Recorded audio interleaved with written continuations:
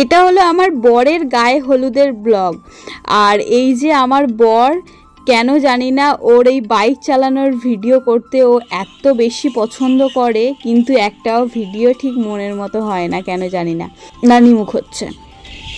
তো ছেলেদের বিয়ের দিন সকালে নানিমুখ হয়, আর এই যে আমার শ্বশুরমশাই আমার বরের নানিমুখ হচ্ছে। এটা হয়ে যাওয়ার পর তারপর আশীর্বাদ হবে, তো তারপর গায়ে হলুদ হবে। আমার তো বিয়ের লগ্নে হয়, তো এই ব্রাহ্মণই আমাদেরও ব্রাহ্মণ, যেহেতু আমাদের একদম রাস্তার অপোজিট, আর অপোজিট হচ্ছে শ্বশুরবাড়ি বাপের বাড়ি, তো এই কারণে এই ব্রাহ্মণই আমাদের ব্রাহ্মণ। তো আমার বরের নানিমুখ হয়ে যাওয়ার পর আশীর্বাদ হবে, তারপর গায়ে হলুদ হবে। তো আমাদের বাড়ি থেকে আমার বাপি আশীর্বাদ করতে গিয়েছিল, আরও 5 জন গিয়েছিলেন আশীর্বাদ করতে। এটা আমার শ্বশুরমশাই আমার বরকে আশীর্বাদ করছে, আর এটা আমার শাশুড়ি মা যে আমার বরকে আশীর্বাদ করছে। এখানের কোনো ভিডিওই আমি পাইনি, কেন জানি না। তো তারপর আশীর্বাদ হয়ে যাওয়ার পর এবার আমার বরের গায়ে হলুদ হচ্ছে। তো এখানে ভিডিওটা একটু ফাস্ট ফরওয়ার্ড করে দিয়েছি। তো আমার বর এই যে হলুদ মেখে পুরো ভূত হয়ে গেছে। আমি বিয়ের আগে ওকে অনেক কিছু বলে দিয়েছিলাম, অনেক শ্যুট করার জন্য বলে দিয়েছিলাম, কিন্তু কিছুই কেন জানি না হয়নি। আর পুরো ভিডিওটা হচ্ছে না হেসেই একদম শ্যুট করেছে আমার বরের বন্ধু একজন, সেই শ্যুটটা করেছে। ও একবারও তাকে করতে বলেনি। সেটা হচ্ছে আমার মোস্ট হচ্ছে ডিম্যান্ডিং যেটা ছিল, তো সেগুলো কোনো কিছুই ফুলফিল করেনি। আমি যে ভিডিওটা এডিট করতে বসেছি, এডিট করতে যে কিভাবে এডিট করেছি সেটা আমি জানি একমাত্র। তো আমার বিয়ের ভিডিও ছবি কোনোটাই ভালো আসেনি, ওই জন্য আমি বলেছি পরের বছর আমার আবার বিয়ে করতে হবে, আমাকেই বিয়ে করতে হবে, আবার বিয়ে করতে হবে, আর আমার ছবি পিকচার সব ঠিকঠাক মনের মতো চাই। তো আমার বর সেটাতে যদিও কর্ণপাত করেনি, তবুও আমি বলতে ছাড়বো না, অবশ্যই বলবো।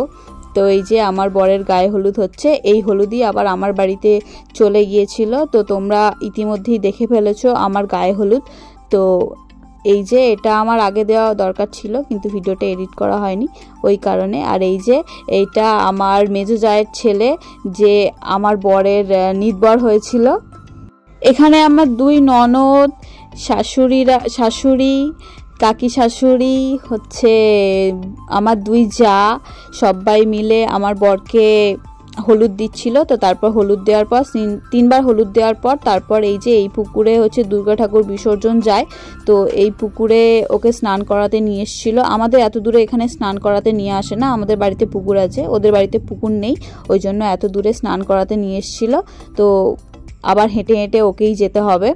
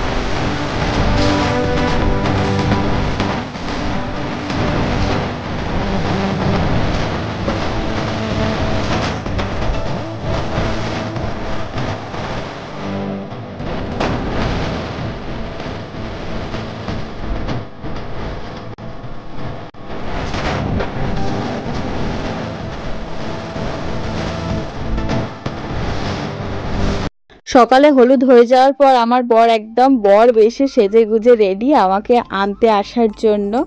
ওই কারণে একটু টেন্সডও লাগছে আর এদিকে ভয়ও পাচ্ছে। তো হাসতেই ভুলে গেছে বেচারি, আর কেউ ওকে হাসতেও বলছে না। তো একবার একবার বলছে আর একবার একবার হাসছে।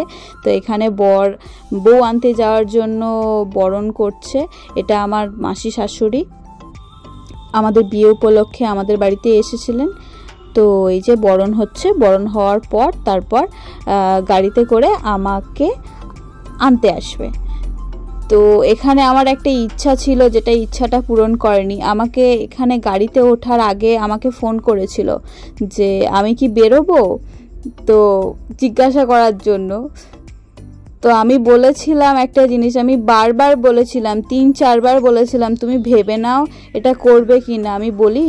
আমি আনতে বলি, কিন্তু কিছুতেই রাজি হয়নি। তো এটা আমার একটা অপূর্ণ ইচ্ছা থেকে গেছে, জানি না জীবনে কোনোদিনও পূরণ হবে কি না। তো বিয়ে তো মানুষের একবারই হয়, তো সেই বিয়ে তো হয়ে গেছে, আর ইচ্ছাটা আমার অপূর্ণই রয়ে গেল। তো আজকের মতো এই পর্যন্তই। বর এসে গেছে, এবার দেখা হবে পরবর্তী ভিডিওতে।